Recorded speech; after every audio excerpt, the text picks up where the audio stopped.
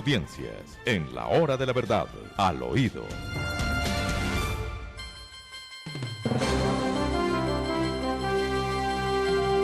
Bueno, al parecer ha sido muy bien recibido el candidato a vicepresidente de la República, haciendo llave con Federico Gutiérrez. Rodrigo Lara Sánchez, hijo de un mártir de la civilidad colombiana, de un hombre que fue cobardemente asesinado porque estaba hablando demasiado del cáncer que nos mataba, como nos sigue matando ahora, de la droga. Rodrigo Lara Sánchez, la fórmula vicepresidencial de Federico Gutiérrez, ha tenido muy buen recibo. ¿No es así, Demar? Pues doctor Fernando, en el mundo político todos vieron con sorpresa el aterrizaje o la llegada de Rodrigo Lara Sánchez como fórmula vicepresidencial de Federico Gutiérrez. Y lo digo por qué. Los primeros en salir a rasgarse las vestiduras y a criticar duramente a Rodrigo Lara Sánchez fueron los señores del nuevo liberalismo. Me refiero a los Galán. Claro, inmediatamente, porque lo que han hecho es satanizar y pretender convertir a Federico Gutiérrez pues, en una candidatura espantosa a la que le ponen todo tipo de adornos para volverlo oscuro, cuando realmente lo que ha aparecido es que Rodrigo Lara adhiere, en este caso, a la candidatura y acepta ser fórmula vicepresidencial, con un antecedente que muchos no le perdonan, y es que su partido político o su casa política durante muchos años, cuando menos desde el 97, que ha venido siendo político Rodrigo Lara Sánchez, ha sido el partido Alianza Verde, el partido de Antanas Mocos, el partido de Claudia López, el partido de Angélica Lozano, el partido en el que está en coalición Sergio Fajardo, porque el otro dolido, muy dolido con la decisión de Rodrigo Lara Sánchez, precisamente es Sergio Fajardo. Mucho se dijo que se había tratado de hacer un acercamiento entre Sergio Fajardo y Rodrigo Lara Sánchez para que fuera su fórmula vicepresidencial, y pues Rodrigo no aceptó y terminó pues con Federico Gutiérrez, pero que sí ha sido aplaudida el aterrizaje de Rodrigo Lara Sánchez, pero claro que sí, doctor Fernando, porque es un hombre que habla con toda tranquilidad, es un hombre que no tiene reparo en decir que se necesita armar un país, que se necesita la unidad, y por eso estas fueron sus primeras declaraciones cuando Federico Gutiérrez le ha designado pues como su fórmula vicepresidencial. Vale la pena que escuchemos qué fue lo que le dijo a la ciudadanía y cuál es el llamado que él le hace a los colombianos en esta contienda electoral. Aquí están invitados todos los sectores, todos los sectores. Yo no estoy hablando a nombre de un partido, no tengo jefe político. Hace 2 años terminé la alcaldía, me he dedicado a la vida personal y familiar, trabajo como médico, como muchas otras personas. Y a eso estoy llamando y a eso estoy invitando. A que Colombia necesita hoy más que nunca que nos unamos. No discursos de odio, no discursos de división, no desacreditando al otro. Hablemos con propuestas, aquí hay muchas propuestas, aquí hemos venido a trabajar por lo que yo he sentido fascinación en la vida y por lo que lo metí a lo público, por la salud. Queremos ver una mejor salud en los colombianos, pero no con soluciones populistas, con soluciones que no se logran sino en el país de Narnia. Yo creo que acá lo vamos a hacer con seriedad, pero cuando habla de Narnia, evidentemente está hablando del candidato que propone el tren elevado que conecta a Buenaventura con Barranquilla, sin tener en cuenta cuánto costaría la obra y cuál impacto al medio ambiente tendría. Pues fueron las primeras declaraciones y pues ha caído muy bien, doctor Fernando, en los sectores de centro y centro derecha o de derecha en el país esta candidatura a la vicepresidencia al lado de Federico Gutiérrez. Bueno, y al oído les contamos que hemos recibido un libro muy especial, el de Eduardo Mackenzie, que se llama La crisis colombiana del año 2022. ¡Qué libro, por Dios! El que quiera saber quién es Gustavo Petro, desde el comienzo hasta el final, pero no reconstruyendo esa vida de atrás para adelante, no, ni de adelante para atrás, no, viviéndola en su momento. Los escritos de Eduardo Mackenzie sobre Petro, cada vez que Petro se manifestaba, cada vez que tomaba una actitud, cada vez que mentía, cada vez que exageraba. La obra es una obra apasionante que se lee en un momento. Yo la leí en 2 oportunidades que me senté a mi mesa de trabajo a releer las obras que llegan a mis manos. La crisis colombiana del año 2022 de Eduardo Mackenzie, un libro que no vacilo en recomendar a todos. Y es que cómo llegamos hasta aquí o cómo llegamos a esto, es la pregunta, doctor Fernando, que se tiene que hacer el colombiano de a pie. ¿Cómo llegamos a esto? ¿Cómo llegamos a la primera línea? ¿Cómo llegamos a los paros del 2019, al paro del 2021? Paros que fueron criminales con la ciudadanía y que fueron asusados, que fueron alimentados por sectores políticos precisamente de esa extrema izquierda del candidato de las bolsas. Y radiografía que presenta el profesor Eduardo Mackenzie, en perspectiva le da a uno un claro panorama de que no hay sorpresa respecto de quién es el candidato. Más bien lo que pasa es que tenemos corta memoria y este libro nos recrea y nos recuerda qué se decía de él y qué es lo que está pasando hoy. Paso a paso, minuto a minuto, segundo a segundo, las propuestas, las extravagancias de el candidato del comunismo a ser presidente de la República de Colombia. Eduardo Mackenzie, la crisis colombiana del año 2022. Vea usted se propuso leerlo el fin de semana, también lo hice, y por eso también hay que recomendarlo. Voy ya mismo a presentar en las redes sociales de La Hora de la Verdad la carátula del libro de Ediciones Dipón y Ediciones Gato Azul, que se llama La crisis colombiana del año 2022, del profesor Eduardo Mackenzie. Ya mismo lo vamos a rotar en las redes sociales para que nuestra audiencia conozca de esta magnífica obra. Y para que lo pueda adquirir inmediatamente. Yo creo que ya está a la venta en todas las en todas las librerías, ¿o no? Sí, señor, ya está a la venta. Bueno, sí, señor, ya está a la venta. Entonces hay que comprarlo y hay que leerlo y hay que releerlo, porque ahí está toda la historia resumida, pero contada como se debe contar, como es tan difícil que se cuente, en el momento en que ocurren los acontecimientos. ¿Y Francia Márquez ahora tiene opinión sobre la primera línea? Bueno, siempre la ha tenido, doctor Fernando, y esta opinión no dista, evidentemente, de lo que propone el señor Gustavo Petro. Y aquí recuerdo, es que de verdad que la memoria nuestra es muy frágil y se olvidan cosas muy rápido. Petro en algún momento fue interrogado hace unos cuantos meses respecto de qué haría con primera línea. Y su respuesta fue: toda la solidaridad, habrá un proceso de indulto para quienes han sido perseguidos tan injustamente simplemente por manifestarse. Vea usted, este señor cree que los de primera línea son pacíficas palomas que andan por allí, cuando lo que hemos visto es en el libro de Mackenzie, ven con toda claridad qué era lo que hacía la primera línea en la época en que paralizó al país. Pero Francia Márquez, ¿qué es lo que dice ella? Pues escuchemos de su propia voz, Francia Márquez, la que detesta el colonialismo, detesta lo que llaman la invasión española, pero se llama Francia Márquez. Vea las contradicciones diría la senadora Cabal, de la mamertería. Escuchemos qué dice Francia Márquez.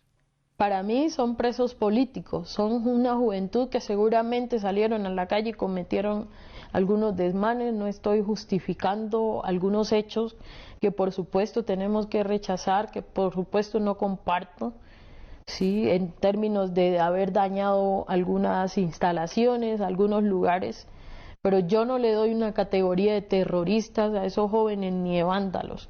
Eso es una juventud que yo los escuché, Vicky, porque yo estuve ahí y los escuchaba decir: vea, esta es la primera vez en yo no sé cuánto tiempo de nuestra vida que estamos comiendo tan sabroso. En las ollas comunitarias que hicieron las mujeres en los barrios, iban y comían esos jóvenes ahí. Claro, iban y comían esos jóvenes ahí y después le tiraban bombas Molotov a la policía, los atacaban inclusive con armas, o también incendiaban propiedades, como el caso del Hotel La Luna en Cali. Esto es, además de los reportes, doctor Fernando, del Ministerio de Defensa, que indican que efectivamente miembros de los terroristas de las FARC, como Iván Márquez, Santrich y miembros del ELN, tuvieron que ver con financiación a estos grupos, y ya están las llamadas interceptadas de estos sujetos. Así que esta es la visión que tiene quien ahora funge como fórmula vicepresidencial de Gustavo Petro. Dicho Francia Márquez, y qué ha dicho su jefe Gustavo Petro sobre el ataque de ayer al CAI, el asesinato de un niño que tiene además a una niña al borde de la muerte. Pues nada. ¿Se han manifestado o no han dicho nada? Pues ya mismo voy a hacer la tarea de buscar a ver si han dicho alguna cosa. Voy a empezar por Petro. pero evidentemente ayer no lo vi en las redes sociales. Seguramente porque pues esos son temas que importa. Como diría Gustavo Petro cuando le preguntaron por lo que está pasando entre Rusia y Ucrania y la invasión grosera y terrorista que ejecutó Rusia sobre Ucrania. ¿Qué Ucrania ni qué 8 cuartos? Seguramente es la misma línea. Ay, María, bueno, que el ejército ha sido nuevamente humillado por los cocaleros, pero es que falta alguna humillación para el ejército de Colombia. No, no falta ninguna, doctor Fernando. Esto es lamentable.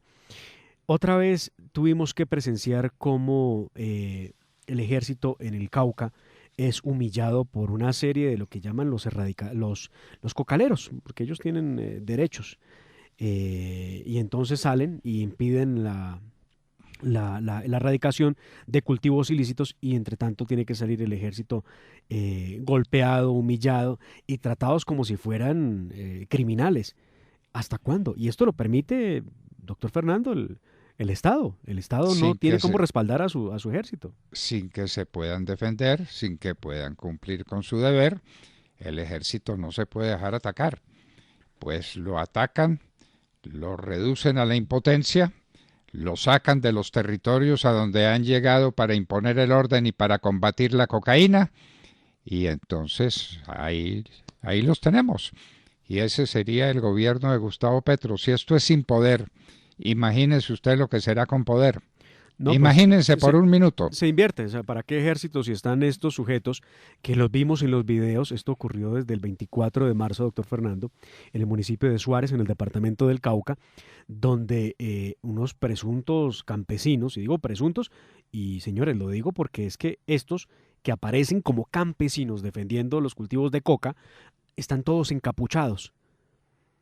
Algunos de ellos se identificaron como indígenas de la región, acorralaron a los miembros del ejército, inclusive tomaron a uno de estos soldados, lo alzaron y lo subieron a una chiva para sacarlo corriendo de allí.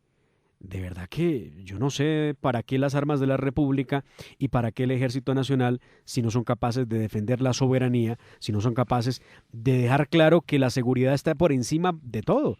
Y yo no estoy diciendo de utilizar las armas en contra de, no, estoy hablando de para qué las portan si no pueden lograr la soberanía, si no pueden lograr erradicar los cultivos de coca que hay en Suárez y que esta vez pues no se permite porque pues lo mismo de siempre. Lo que ha pasado en el Catatumbo, lo que ha pasado en el Meta, lo que ha pasado en el departamento de Nariño y lo que pasa en el Cauca es exactamente igual. No dejan que se erradique una sola mata de coca. No ha sido posible la fumigación con glifosato desde el aire, pero tampoco es posible la erradicación de los cultivos desde tierra, porque atacan al ejército, porque lo obligan a irse de los territorios que ocupa, porque eso es lo que está pasando.